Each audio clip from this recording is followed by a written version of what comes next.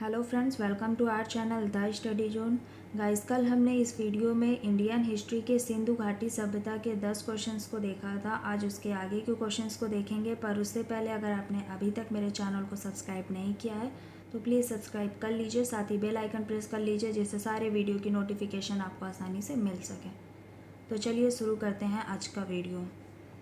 पहला क्वेश्चन आपको दिया गया है, सिंधु घाटी सभ्यता की विशेषता थी। 4 ऑप्शन आपको दिया गया है।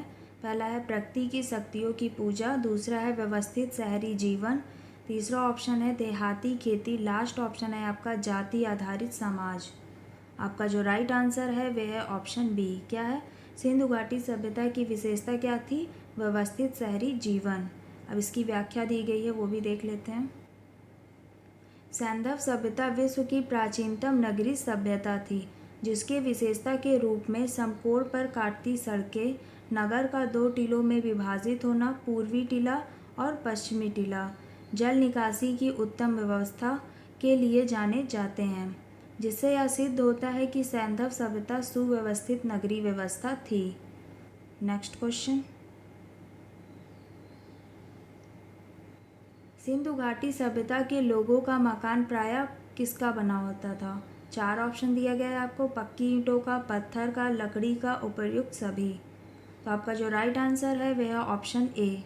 सिंधु घाटी सभ्यता के लोगों का मकान प्रायः किसका बना होता था? पक्की ईंटों का। अब इसका व्याख्या देख लेते हैं। सैंधव सभ्यता के लोगों का मकान प्रायः पक्की ईंटों से बना होता था। सैंधव सभ्यता एक सुव्यवस्थित नगरीय व्यवस्था थी, जिसके विशेषता के रूप में समकोण पर काटती सड़कें, नगर का 2 टीलों में विभाजन, जल निकासी की उत्तम व्यवस्था आदि के लिए जाना जाता था। सैंधव सभ्यता का मकान प्रायः मोटी दीवारों के बने होते थे, जिससे गर्मियों में कमरा ठंडा रह सके। नेक्स्ट क्वेश्चन, मानव द्वारा उपयोग किया गया पहला धातु कौन सा था? 4 ऑप्शन दिया गया है आपको, एल्यूमिनियम, तांबा, लोहा, चांदी। तो आपका जो राइट आंसर है वह है ऑप्शन बी। क्या है? Option B. मानव द्वारा उपयोग किया गया पहला धातु क्या था? तांबा था। अब इसकी व्याख्या देख लेते हैं। मानव द्वारा उपयोग किया गया पहला धातु क्या था? तांबा था। भारत में नवपाषाण काल और सैंधव सभ्यता मुख्य रूप से ताम्रपाषाण काल के दायरे में रखी जा सकती है। सैंधव सभ्यता के लोग कांसे से भी परिचित थे, जो संभवतः टीन व तांबे को मिलाकर बनाया जाता था। लोहे की खोज कब हुई थी? उत्तर वैदिक काल में हुई थी।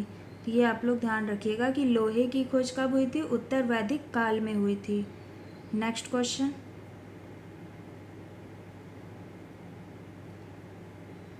देवी माँ की पूजा संबंधित थी। 4 ऑप्शन दिया गया है आपको, आर्य सभ्यता, भूमध्य सागरीय सभ्यता, सिंधु घाटी सभ्यता, उत्तर वैदिक सभ्यता। आपका जो राइट आंसर है वह है ऑप्शन सी। क्या है? Option C. देवी माँ की पूजा किससे संबंधित थी? सिंधु घाटी सभ्यता से। अब इसकी व्याख्या देख लेते हैं। सैंधव सभ्यता समाज एकमात्र सत्तात्मक समाज था। यहाँ से कई टेराकोटा की नारी की मूर्तियाँ मिली हैं, अतः मात्र देवी की पूजा का संबंध सैंधव सभ्यता से है। सैंधव सभ्यता से है। हड़प्पा से मिली एक मूर्ति की गर्भ से पौधा निकलता दिखाया गया है, अतः ये भूमि को उर्वरता की देवी मानते थे। मोहनजोदड़ो में एक कांसे की नर्तकी की मूर्ति मिली है। तो ये 2 पॉइंट भी बहुत इंपॉर्टेंट है, इसे आप याद रखिएगा। एक तो ये और एक ये, मोहनजोदड़ो से एक कांसे की नर्तकी की मूर्ति मिली है और दूसरा हड़प्पा से मिली एक मूर्ति की गर्भ से पौधा निकलता दिखाया गया है। ये पूछ सकता है कि एक मूर्ति है जिसके गर्भ से पौधा निकलता हुआ दिखाया गया है, ये कहाँ से मिली है? तो आपको बताना पड़ेगा हड़प्पा से। नेक्स्ट क्वेश्चन, सिंधु घाटी सभ्यता की प्रमुख विशेषताएं थी। 4 ऑप्शन दिया गया है आपको, नगर सभ्यता, कृषक सभ्यता, मध्य पाषाण सभ्यता, पूरा पाषाण सभ्यता। आपका जो राइट आंसर है वह है ऑप्शन ए। क्या है? नगर सभ्यता। सिंधु घाटी सभ्यता की प्रमुख विशेषता क्या थी? नगर सभ्यता। इसकी व्याख्या देख लेते हैं। सैंधव सभ्यता एक नगरीय सभ्यता थी। यहाँ प्राप्त हुए भवन अवशेष जैसे समकोण पर काटती सड़कें, कच्ची पक्की ईंटों से बने मकान, विलासिता की वस्तुएं इस सभ्यता के नगरीय होने के प्रमाण हैं। इस सभ्यता के नगरीकरण का आधार विकसित व्यापार जो विकसित कृषि पर आश्रित था। जल निकास प्रणाली इस सभ्यता की एक अनूठी व्यवस्था है। नेक्स्ट क्वेश्चन, मोहनजोदड़ो में सबसे बड़ा भवन कौन सा है? 4 ऑप्शन आपको दिया गया है। विशाल स्नानागार, अन्नागार, स्तंभ हॉल, 2 मंजिला मकान। आपका जो राइट आंसर है वह है ऑप्शन बी। मोहनजोदड़ो से मिले सबसे बड़े भवन कौन सा है? अन्नागार। इसकी व्याख्या देख लेते हैं। मोहनजोदड़ो सिंध के लड़काना प्रांत में सिंधु नदी के किनारे स्थित सैंधव सभ्यता का एक प्रसिद्ध नगर है। इसकी खोज कब हुई थी? 1922 में राखल दास बनर्जी ने की थी। यहाँ से प्राप्त इमारतों में अन्नागार सबसे बड़ा भवन है। यहाँ से प्राप्त विशाल स्नानागार भी एक भवन है। मोहनजोदड़ो से प्राप्त अन्य वस्तुएं क्या क्या हैं? महाविद्यालय भवन, पुजारी की मूर्ति, पशुपतिनाथ या शिव की मूर्ति।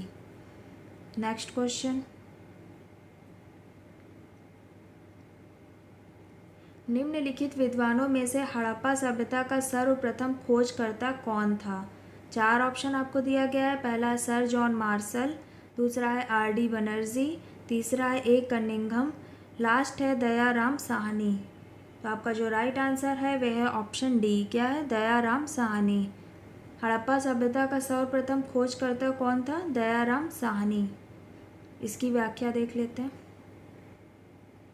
हड़प्पा टीले के विषय में सर्वप्रथम जानकारी 1826 में चार्ल्स मेमन ने दी थी, लेकिन वर्ष 1922 में हड़प्पा की खोज करने वाले दयाराम साहनी को हड़प्पा सभ्यता का सर्वप्रथम खोजकर्ता के रूप में जाना जाता है। मोहनजोदड़ो की खोज 1922 में राखलदास बनर्जी ने की थी। एक पॉइंट यहाँ से ये आप याद रखिएगा, मोहनजोदड़ो की खोज कब हुई थी और किसने की थी? 1922 में राखलदास बनर्जी ने की थी। नेक्स्ट क्वेश्चन, कालीबंगन स्थित है। 4 ऑप्शन आपको दिया गया है। उत्तर प्रदेश, सिंध, राजस्थान, गुजरात। आपका जो राइट आंसर है वह है ऑप्शन सी। कालीबंगन कहाँ स्थित है? राजस्थान में। इसकी व्याख्या देख लेते हैं। कालीबंगन राजस्थान के घग्गर नदी के किनारे स्थित एक महत्वपूर्ण हड़प्पाकालीन स्थल है। इसकी खोज किसने की थी और कब की थी? 1953 में एक खोज द्वारा की गई थी। यहाँ की सबसे महत्वपूर्ण उपलब्धि एक जुते हुए खेत के साक्ष्य हैं, ये भी याद रखिएगा। यहाँ से हल के निशान, हवन कुंड या अग्निकुंड के साक्ष्य भी मिले हैं। नेक्स्ट क्वेश्चन,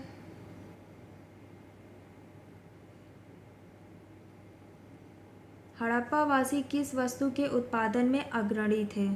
4 ऑप्शन आपको दिया गया है। पहला है मुद्राएं, दूसरा है कांसे के औजार, सी ऑप्शन है आपका कपास, लास्ट है जौ। तो आपका जो राइट आंसर है वह है ऑप्शन सी। हड़प्पावासी किस वस्तु के उत्पादन में अग्रणी थे? कपास के। इसकी व्याख्या देख लेते हैं।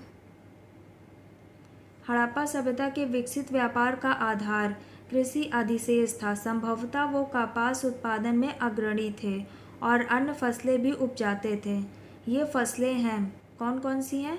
चावल, गेहूँ, जौ, खरबूज, तरबूज, मटर, राई इत्यादि। नेक्स्ट क्वेश्चन, निम्नलिखित में से किस द्रव्य का उपयोग हड़प्पा काल की मुद्राओं के निर्माण में मुख्य रूप से किया गया था? 4 ऑप्शन है। टेराकोटा, कांसा, तांबा, लोहा। तो आपका जो राइट आंसर है वह है ऑप्शन ए, टेराकोटा। तो किस द्रव्य का उपयोग हड़प्पा काल की मुद्राओं के निर्माण में मुख्य रूप से किया गया था? टेराकोटा का। इसकी व्याख्या देख लेते हैं। हड़प्पा निवासियों के जीवन में व्यापार का बहुत महत्व था। संभवतः ये स्थल मार्ग तथा जल मार्ग दोनों मार्गों से व्यापार करते थे। मेसोपोटामिया से मिली मोहरें जिन पर मेलुहा शब्द अंकित है। कौन सा शब्द अंकित है? मेलुहा शब्द, जिसका अर्थ क्या है? संभवतः सैंधव क्षेत्र का नाम। ये सभी इनके विकसित व्यापार के प्रमाण हैं। ये सभी मोहरें टेराकोटा की बनी होती हैं। और टेराकोटा क्या है? आग में पकी हुई मिट्टी है। तो गाइस ये थे आज के वीडियो के 10 क्वेश्चन। आई होप आपके लिए वीडियो यूज़फुल रहा होगा। अगर वीडियो पसंद आए तो प्लीज़ लाइक शेयर सब्सक्राइब ज़रूर करिएगा। मिलते हैं नेक्स्ट वीडियो में।